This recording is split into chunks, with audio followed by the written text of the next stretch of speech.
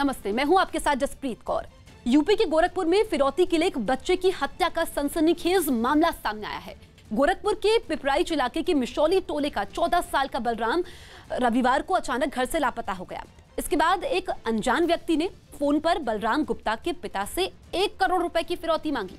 बलराम के पिता पान की दुकान चलाते हैं। मामले की गंभीरता को देखते हुए जांच के लिए क्राइम ब्रांच और एसटीएफ को लगाया गया, लेकिन इसी बीच सोमवार को अपराधियों ने पहचान उजागर होने और पकड़े जाने के डर से बच्चे की हत्या कर उसका शव नहर में फेंक दिया। पुलिस ने इस मामले में 5 लोगों को गिरफ्तार किया है, जिसमें 2 फर्जी सिम बेचने के आरोपी हैं। आरोपियों की निशानदेही पर पुलिस ने बच्चे के शव को बरामद कर लिया है। इस मामले में 2 लोगों की अब भी पुलिस को तलाश है। पुलिस के मुताबिक ये लोग पिछले 10 दिन से फिरौती के लिए अपहरण की प्लानिंग बना रहे थे। उस बच्चे को वहाँ से उन्होंने उठाया। सभी लोग लोकल हैं यहाँ पर, आसपास के उसी गांव के रहने वाला एक जो निखिल भारती नाम का लड़का है, वो उसी के साथ रहता है। उसके साथ में ही इसको उठाया गया। साथ में अजय नाम के एक व्यक्ति के दुकान में उसको रखा गया और वहीं पर ही इसकी मर्डर कर दिया गया इन लोगों ने। और इसमें अभी 2 वांछित और हैं। कुल टोटल 5 लोग हमने गिरफ्तार कर लिए हैं, 3 जिसमें हत्या में शामिल रहे हैं और 2 का रोल जो हमें अभी दिख रहा है सिम का प्रोवाइडर है। इस बीच सीएम योगी आदित्यनाथ ने गोरखपुर में बच्चे के अपहरण के बाद हत्या के मामले में सख्त रुख अपनाते हुए अपराधियों के खिलाफ एनएसए के तहत कार्रवाई करने के निर्देश दिए हैं। साथ ही मुख्यमंत्री ने पुलिस की जवाबदेही भी तय करने के निर्देश दिए हैं। सीएम योगी ने परिवार के प्रति दुख जाहिर करते हुए पीड़ित परिवार को तुरंत 5 लाख रुपए की आर्थिक मदद देने का ऐलान किया और अपराधियों के खिलाफ सुनवाई फास्ट ट्रैक में करवाने को भी कहा है। इस बीच गोरखपुर में हुए इस हत्याकांड पर पूर्व मुख्यमंत्री और समाजवादी पार्टी के प्रमुख अखिलेश यादव ने ट्वीट करते हुए यूपी सरकार पर हमला बोला है। अखिलेश यादव ने ट्वीट करते हुए लिखा कि गोरखपुर से अपहरण बच्चे की हत्या का समाचार बेहद दर्दनाक और दुखद है। शोकाकुल परिवार के प्रति गहरी संवेदना। लगातार अपहरण और हत्याओं के बावजूद भी बीजेपी सरकार का निर्लज मौन और निष्क्रियता प्रश्नचिन्ह के घेरे में है। राजस्थान में विधानसभा सत्र बुलाए जाने के मुद्दे पर कांग्रेस ने देश के अलग अलग राज्यों में प्रदर्शन किया। राजस्थान में कोरोना संकट का हवाला देते हुए राज्यपाल ने विधानसभा का सत्र बुलाने से इनकार कर दिया था और गहलोत सरकार की मांग को ठुकरा दिया, जिसके बाद दिल्ली समेत देश के अलग अलग राज्यों में कांग्रेस नेताओं ने आक्रामक अंदाज दिखाया और राज्यपाल और उपराज्यपाल के आवास के बाहर प्रदर्शन किया। दिल्ली में तो कांग्रेस नेताओं की पुलिस वालों के साथ धक्का मुक्की तक की नौबत आ गई। पुलिस वालों ने पहले तो दिल्ली कांग्रेस के अध्यक्ष अनिल चौधरी और उनके साथ आए दूसरे नेताओं को प्रदर्शन करने से रोका और जब वो नहीं माने तो उन्हें खींचकर पुलिस की गाड़ी में बैठा दिया और उन्हें हिरासत में ले लिया गया। दिल्ली प्रदेश कांग्रेस अध्यक्ष अनिल चौधरी पहुंचे हैं यहाँ पर। देखिए किस तरह से पुलिस के साथ धक्का मुक्की हो रही है। यहाँ एलजी आवास पर प्रोटेस्ट करने जाना चाह रहे हैं। अहमदाबाद में भी कांग्रेस नेता कुछ इसी अंदाज में प्रदर्शन करते नजर आए। वहाँ भी पुलिस वालों ने प्रदर्शन में शामिल लोगों को जबरदस्ती अपनी गाड़ी में बिठाया, जबकि मुंबई में राजभवन के बाहर इकट्ठा हुए कांग्रेस नेताओं ने बारिश में भीगकर अपना विरोध जताया। तस्वीर अगर आपको दिखाना चाहूंगा, इतनी बारिश है और इस बारिश के बाद भी यहाँ पर कांग्रेस के तमाम सारे नेता और कार्यकर्ता पहुंचे हुए हैं। हालांकि कांग्रेस नेताओं ने राजस्थान में ऐसा कोई प्रदर्शन नहीं किया, क्योंकि माना जा रहा है कि गहलोत सरकार को आशंका थी कि ऐसा करने पर राज्य की कानून व्यवस्था बिगड़ी हुई मानी जाती और राज्यपाल राज्य में राष्ट्रपति शासन लागू कर देते। इस बीच इस मुद्दे पर गहलोत सरकार और राज्यपाल कलराज मिश्र के बीच टकराव बढ़ता नजर आया, क्योंकि राजभवन की ओर से कहा गया है कि विधायकों को 21 दिन का नोटिस देकर विधानसभा सत्र बुलाया जाए, जबकि मुख्यमंत्री अशोक गहलोत 31 जुलाई से सत्र बुलाए जाने की मांग पर अड़े हुए हैं। इस मामले में गहलोत राष्ट्रपति को चिट्ठी लिखकर राज्यपाल की शिकायत कर चुके हैं। यही नहीं, उन्होंने प्रधानमंत्री से भी राज्यपाल कलराज मिश्र की शिकायत की थी, लेकिन राज्यपाल का कहना है कि नियम के मुताबिक सत्र बुलाने के लिए 21 दिन का नोटिस देना जरूरी है और अगर सरकार शॉर्ट नोटिस पर सत्र बुलाना चाहती है तो उसे कारण बताना होगा। भारत का राफाल विमानों का इंतजार अब खत्म हो गया है। लंबे इंतजार के बाद पहली खेप में 5 राफाल लड़ाकू विमानों ने फ्रांस के मैक्निकेक एयरबेस से भारत के लिए उड़ान भरी और फिलहाल अबू धाबी के एयरबेस पहुंच गए हैं। आज ये विमान इसी एयरबेस पर रहेंगे और कल सुबह यहां से उड़ान भरने के बाद दोपहर तक अंबाला के एयरफोर्स के बेस पर पहुंचेंगे। इस बीच एयरफोर्स का IL-78 रिफ्यूलर विमान भी रफाल के साथ रहेगा। राफाल विमानों के रवाना होने से पहले फ्रांस के मैकिनेक एयरबेस पर भारतीय राजदूत जावेद अशरफ ने पायलटों से मुलाकात की। इसके बाद 5 विमानों ने भारत के लिए उड़ान भरी। भारत आ रहे 5 राफाल विमानों में 3 सिंगल सीटर और 2 2 सीटर विमान शामिल हैं।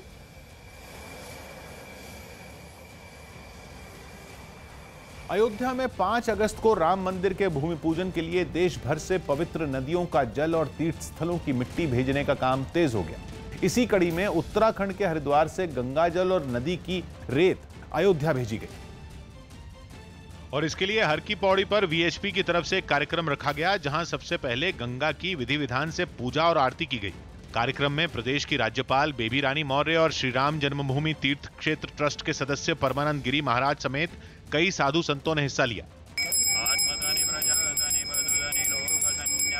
बाद में एक कलश में गंगा जल और पीतल के लोटे में नदी की रेत भरी गई और उनकी पूजा की गई। पूजा के बाद राज्यपाल बेबी रानी मौर्य गंगा जल और नदी की रेत को सिर पर रखकर चलती दिखाई दी। गंगा जल और यहाँ की मिट्टी रज वहाँ जाएगी, देश भर से जा रही, बहुत बहुत खुशी की बात है। इसी तरह गुजरात के अहमदाबाद से राज्य के 912 तीर्थ स्थानों और नदियों से जमा की गई मिट्टी और पानी को पूजा पाठ के बाद अयोध्या रवाना कर दिया गया। अपने अपने घरों में बैठकर दीपावली से भी ज्यादा भव्यता और दिव्यता के साथ राम मंदिर निर्माण के लिए दीपोत्सव का कार्यक्रम करेंगे। मध्य प्रदेश के उज्जैन से भी महानिर्वाणी अखाड़े की ओर से बाबा महाकाल को चढ़ने वाली भस्म और शिप्रा नदी का जल भूमि पूजन के लिए अयोध्या भेजा गया। कांग्रेस ने एक बार फिर से दावा किया है कि सचिन पायलट गुट के कई विधायक पार्टी के साथ हैं और समय आने पर पार्टी के पक्ष में वोट करेंगे। जयपुर में प्रेस कॉन्फ्रेंस के समय राजस्थान कांग्रेस के प्रभारी अविनाश पांडे ने यह भी दावा किया कि अगर पायलट खेमे के सभी 19 बागी विधायक अपनी गलती मानते हुए पार्टी से माफी मांगे तो उनकी वापसी पर विचार किया जा सकता है। राजस्थान प्रभारी ने कहा कि उन्हें कांग्रेस परिवार में पूरा सम्मान मिलेगा। कई विधायक जो संपर्क में हैं और मुझे विश्वास है कि जिस कांग्रेस ने उन्हें पहचान दी, जिस कांग्रेस ने उन्हें नाम दिया, जिस परिवार में उन्हें जन्म लिया, वो कांग्रेस के लिए स्वतंत्रता आंदोलन से लेके संघर्ष में रहा, वो उन्होंने अपना मत भी जाहिर किया है कि वे कांग्रेस के पक्ष में, कांग्रेस में रहेंगे, कांग्रेस के साथ में काम करेंगे। उनकी संख्या जो है उन्होंने 3 कही, मेरे हिसाब से उनकी संख्या और भी ज़्यादा हो सकती है। अमेरिका के पोर्टलैंड में केंद्र की तरफ से भेजे सुरक्षा बल और प्रदर्शनकारियों के बीच जोरदार झड़प हो गई। वहां अफ्रीकी मूल के अमेरिकी नागरिक जॉर्ज फ्लॉयड की मौत के बाद से ही प्रदर्शन जारी। लेकिन अमेरिका की केंद्र सरकार की तरफ से सुरक्षा बल तैनात किए जाने के बाद ये प्रदर्शन और भड़क गए। रंगभेद के खिलाफ प्रदर्शन कर रहे सैकड़ों लोग सड़कों पर उतर आए और तोड़फोड़ शुरू कर दी। गुस्साए लोगों ने वहां कई जगहों पर आगजनी भी की। बवाल बढ़ता देख सुरक्षा बल ने भी जवाबी कार्रवाई शुरू की। प्रदर्शनकारियों को खदेड़ने के लिए उन पर आंसू गैस के गोले दागे गए। आंसू गैस छोड़े जाने की वजह से वहां अफरा तफरी मच गई। हालांकि लोग सख्ती के बावजूद पीछे नहीं हटे और सुरक्षा बल पर ही पटाखों से हमला कर दिया। झड़प में कई प्रदर्शनकारी बुरी तरह घायल हो गए, जिन्हें अस्पताल पहुंचाना पड़ा। कई लोगों को हिरासत में भी लिया गया। दिल्ली सरकार ने नौकरियों के लिए एक पोर्टल लॉन्च किया। दिल्ली सरकार ने कोरोना संकट के बीच नौकरियों के लिए एक पोर्टल लॉन्च किया। इसमें नौकरी देने और लेने वाले खुद को रजिस्टर करवा सकते हैं। इस वेबसाइट के ऊपर हम एक रोजगार बाजार शुरू कर रहे हैं, जहां पे नौकरी देने वाले आएंगे, नौकरी लेने वाले आएंगे, दोनों का मिलाप होगा और लोगों को नौकरियां मिलेंगी। 5 अगस्त को अयोध्या में राम मंदिर के शिलान्यास से पहले रामलला के लिए कपड़े बनाने का काम जोरों पर है। बताया जा रहा है कि ये पोशाक हरे रंग की होगी, जिस पर 9 रत्न जड़े होंगे। भगवान राम के लिए जो वस्त्र सिले जा रहे हैं उसमें नवरत्न होंगे। नवरत्न में बहुत सारे नवरत्न होते हैं, जैसे कि मूंगा है, इसके अलावा मोती है, रुद्राक्ष, बहुत सारे नवरत्न ऐसे होते हैं जो बेशकीमती हैं। ये जो तैयारी चल रही है इसमें इन कलियों पर लगाने की चल रही है। हरियाणा के रोहतक में एक सड़क हादसे में 3 लोगों की मौत हो गई। तीनों सुबह के समय सैर करने निकले थे, तभी एक गाड़ी ने उन्हें टक्कर मार दी। इस हादसे से नाराज लोगों ने सड़क जाम कर प्रदर्शन किया। गाड़ी ट्रेस नहीं हुई है, तलाश की जा रही है। प्रयागराज और वाराणसी समेत देश भर के मंदिरों में सुबह से ही श्रद्धालु पहुंचे और सावन के चौथे सोमवार के मौके पर पूजा की। हालांकि कोरोना की वजह से पहले की तरह भक्तों की भीड़ नजर नहीं आई। प्रार्थना कर रहे हैं कि ये कोरोना का संक्रमण जल्दी से खत्म हो जाए और हम लोग सब लोग अच्छे से फिर से पहले जैसे ही निकल सके बाहर।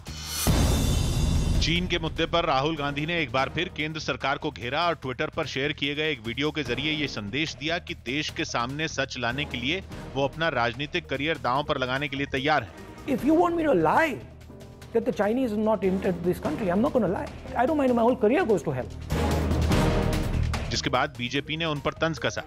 2019 में ही आपका राजनीतिक एक तरह से एक राजनीतिक सनसेट हो गया है। जम्मू कश्मीर के पुंछ में पाकिस्तान की गोलाबारी का भारतीय फौज ने भी मुंह तोड़ जवाब दिया। भारत की जवाबी कार्रवाई में पाकिस्तान के 2 जवानों के मारे जाने की खबर है। बताया गया कि पाकिस्तान के करीब 8 जवान घायल हुए हैं।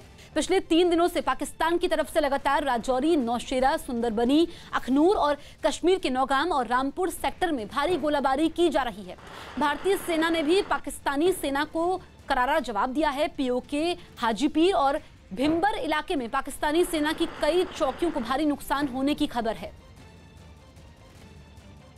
कुछ घंटों की बारिश ने मुंबई के कई हिस्सों में बाढ़ जैसे हालात बना दिए। खासतौर पर मुंबई के निचले इलाकों में जिंदगी पर ब्रेक लगा दिया और सड़कों पर सैलाब दिखने लगा। थोड़ी ही देर में सड़कों पर कई फीट तक पानी जमा हो गया। हिंद माता और परेल जैसे इलाकों में न तो बाजार खुले और न ही लोग घरों से निकल पाए। इस वक्त हम खड़े हैं मुंबई के दादर स्थित हिंद माता इलाके में, जहां आप देख सकते हैं कि बारिश जिस तरह से चल रही है, मुंबई के हिंद माता इलाके में पानी जमा हो चुका है। सड़कों से पानी को निकालने के लिए बड़े बड़े पंप लगाए गए। तो आपको दिखाई पड़ेगा कि वहां पर पंप्स लगाए गए हैं तेजी से, ताकि पानी का निकाह जो है वो नाले की तरफ किया जा सके। लेकिन परेशानी की बड़ी वजह यह रही कि नाले पहले ही ओवरफ्लो कर रहे हैं, यानी पूरी तरह भरे हुए हैं और नालों का पानी भी सड़कों पर पहुंच रहा है।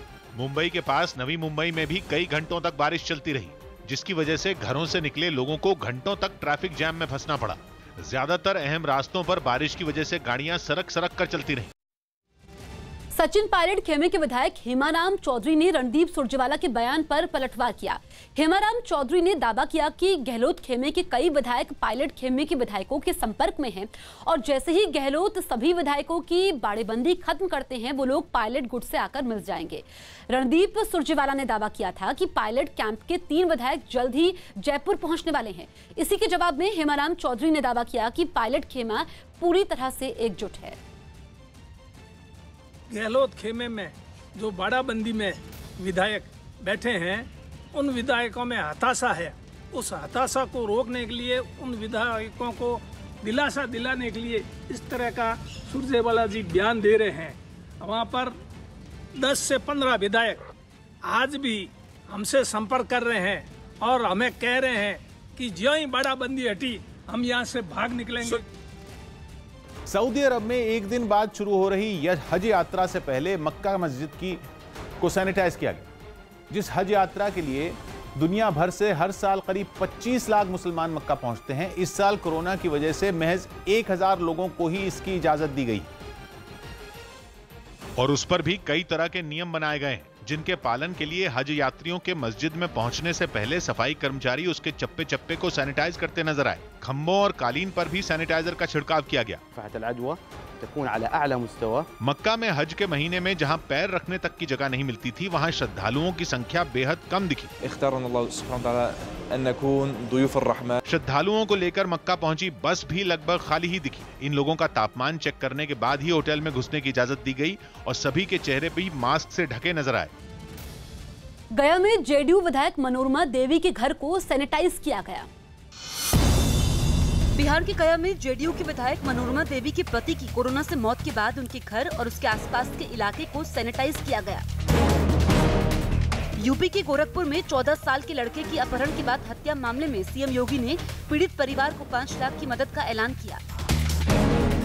जम्मू कश्मीर में पाकिस्तान की तरफ से हो रही फायरिंग की जवाबी कार्रवाई में पाकिस्तानी सेना के एक जवान की मौत हो गई, जबकि 8 जवान घायल हो गए।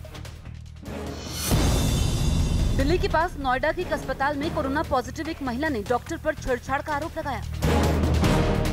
महाराष्ट्र में पिछले 24 घंटे में 8,706 कोरोना के नए मामले सामने आए, जबकि एक दिन में 227 लोगों की मौत हो गई। यूपी के मेरठ में कोरोना संकट के बीच स्कूलों की फीस मांगने के विरोध में समाजवादी पार्टी के कार्यकर्ताओं ने प्रदर्शन किया। चीन से जुड़ी कंपनियों के खिलाफ भारत सरकार ने एक बार फिर बड़ी कार्रवाई की और इस बार भारत ने दूसरी डिजिटल स्ट्राइक करते हुए चीन के 47 ऐप बैन कर दिए। आरोप है कि बैन किए गए ये ऐप कुछ समय पहले बैन हुए ऐप के क्लोन के तौर पर काम कर रहे थे। जैसे चीनी ऐप टिकटॉक बैन होने के बाद टिकटॉक लाइट के रूप में मौजूद था। इससे पहले भारत ने चीन के 59 ऐप बैन कर दिए थे, जिनमें टिकटॉक समेत कई ऐप शामिल थे। इसके अलावा भारत सरकार ने 275 चीनी ऐप की एक नई लिस्ट भी तैयार की है, जिसमें कुछ टॉप गेमिंग ऐप शामिल हैं, जिन्हें आगे बैन किया जा सकता है। छत्तीसगढ़ के बेमेतरा में एक पेट्रोल पंप पर आग लगने से अफरा तफरी मच गई।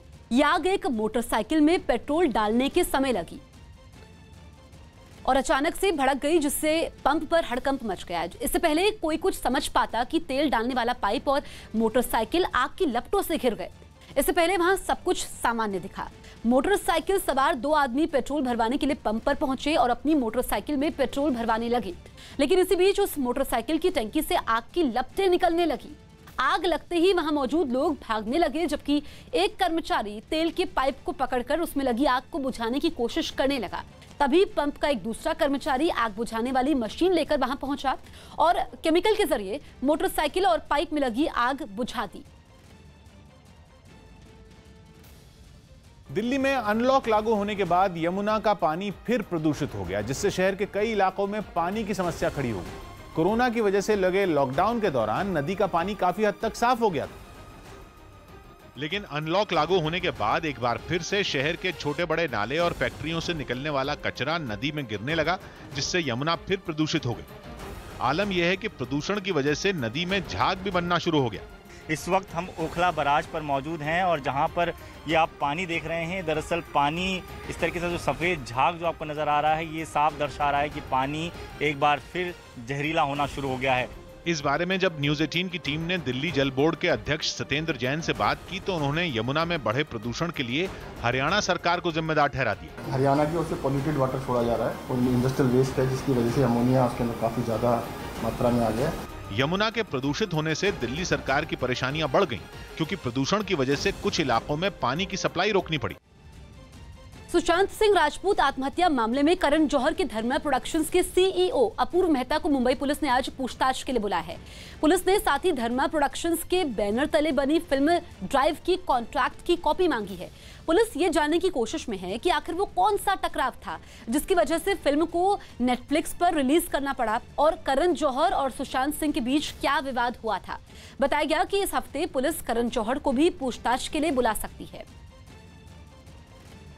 हरभजन सिंह ने अपने बिजली बिल पर हैरानी जताई। हरभजन सिंह ने अपने मुंबई के घर का बिजली बिल 33,900 रुपए आने पर हैरानी जताई। उन्होंने सोशल मीडिया पर बताया कि उनके घर का बिजली बिल हर महीने करीब 5,000 रुपए तक आता है, लेकिन इस बार करीब 7 गुना ज्यादा बिजली बिल आया है। दिल्ली के सदर बाजार इलाके में खिलौने की एक दुकान और उसके गोदाम में आग लग गई। इसके बाद वहां पहुंचे दमकल कर्मियों ने किसी तरह आग को बुझाया, लेकिन इससे पूरा गोदाम जल गया और इमारत का कुछ हिस्सा भी गिर गया। बताया गया कि ये आग शॉर्ट सर्किट की वजह से लगी। बिल्डिंग का कुछ हिस्सा भी यहाँ पर आग की वजह से गिर गया है, जिसके बाद जो दमकल कर्मी हैं बहुत मुश्किल से जान बचाकर वहाँ पर से बाहर निकले हैं। राजस्थान के कोटा में कुछ इलाकों में गुरुवार तक फिर कर्फ्यू लगा दिया गया। कोरोना मरीजों की संख्या बढ़ने के बाद प्रशासन ने यह फैसला लिया। शंकराचार्य स्वामी स्वरूपानंद सरस्वती ने रामालय ट्रस्ट पर राम मंदिर निर्माण के नाम पर सोना वसूलने के आरोपों को खारिज कर दिया है। अखिल भारतीय संत समिति ने अयोध्या में श्री राम मंदिर निर्माण के नाम पर रामालय ट्रस्ट पर लोगों से सोना वसूलने के आरोप लगाए हैं, लेकिन स्वरूपानंद ने चुनौती दी है कि अगर किसी के पास इस तरह के आरोपों के समर्थन में कोई सबूत है तो पेश करे।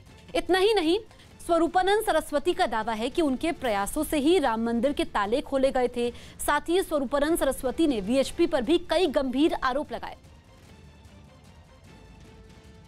जब ये मामला हिंदुओं का कमज़ोर होने लगा और हमें पता लगा कि मुसलमान लोग अपने तर्क से जीत रहे हैं, तो हमने राम जन्मभूमि पुनरुद्धार समिति का निर्माण करके उसको रजिस्टर्ड कराया और उसकी तरफ से इसमें हम लोगों ने पैरवी की और हमारी पैरवी के अनुसार ही निश्चय हुआ कि ये जन्मभूमि है। भारी बारिश के सितम से जूझते उत्तराखंड के चमोली में पहाड़ खिसकने की एक घटना का वीडियो सामने आया है, जिसने लोगों को दहशत से भर दिया। यह घटना वहां नेशनल हाईवे नंबर 58 पर हुई। जहां मौजूद लोग बुरी तरह घबरा गए। जो जहां था वहीं रुक गया। घटना का एक वीडियो भी सामने आया जिसमें पहाड़ का एक बड़ा हिस्सा नीचे गिरते हुए देखा गया।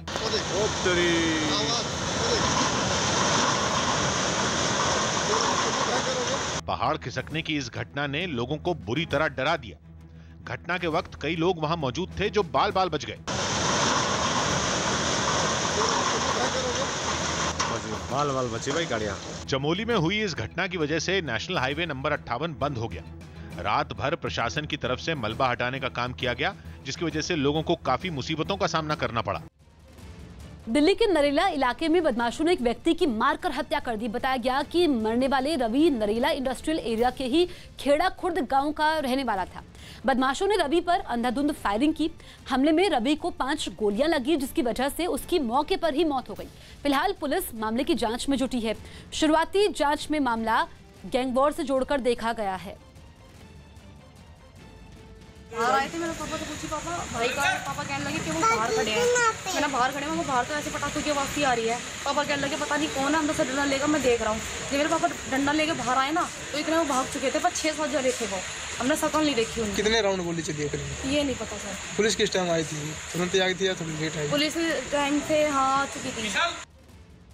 लंदन के द ओवल क्रिकेट ग्राउंड में दर्शकों को एंट्री दे दी गई। 4 महीने में यह पहली बार हुआ जब इंग्लैंड में लोगों ने स्टेडियम में बैठकर मैच देखा, क्योंकि कोरोना वायरस की वजह से ब्रिटेन में मार्च से ही खेलों पर रोक थी।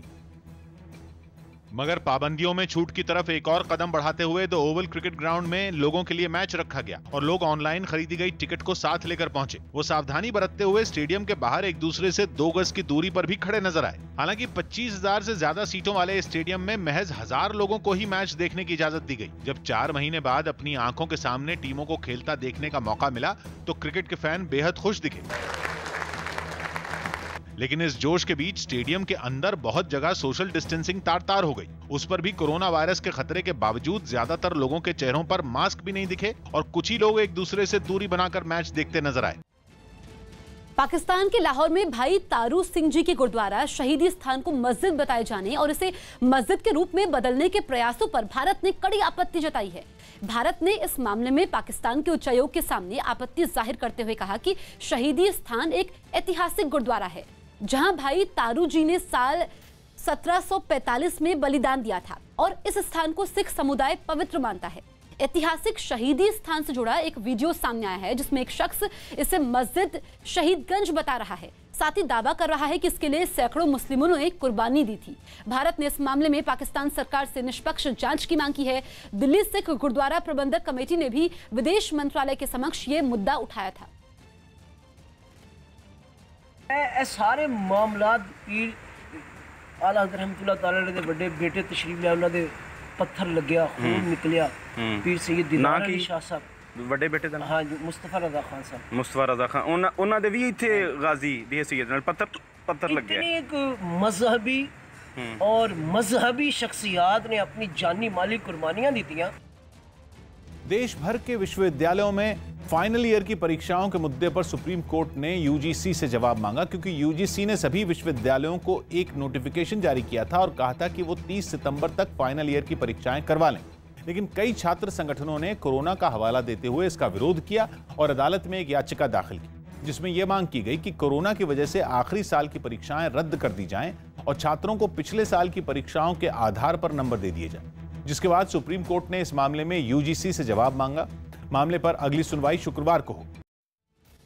मध्य प्रदेश के मंडला में हाईवे के पास सामान से भरे एक ट्रक में आग लगी।